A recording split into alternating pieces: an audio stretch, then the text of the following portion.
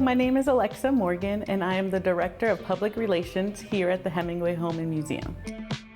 So when visitors come and enjoy the property, they're already taking a step in time because we tried our best to preserve when he was here in the 1930s. So they still get a sense of Hemingway when they're visiting with us.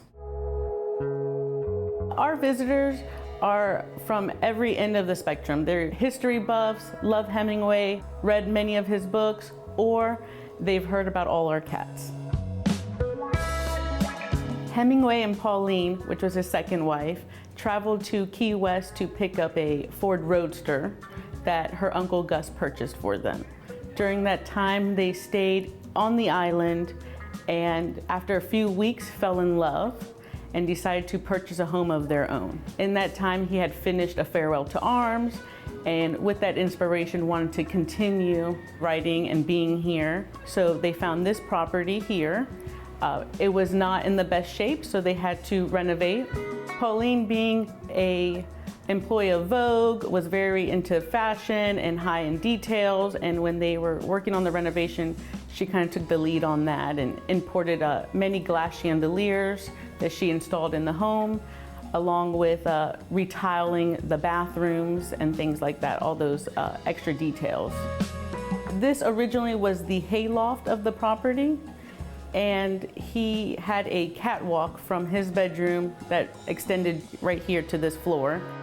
He turned this into his writing studio and would every morning come, write, work, and then in the afternoon enjoy the island life.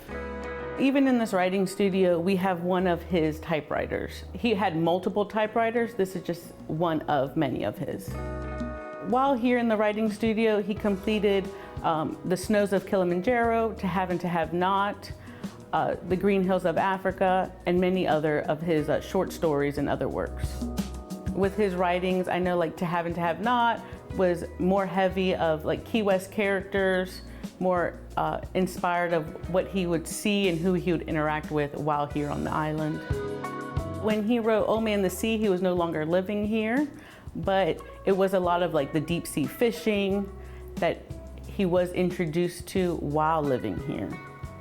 So I think as throughout his travels and the people he meets and where he has lived has all been an inspiration for his works.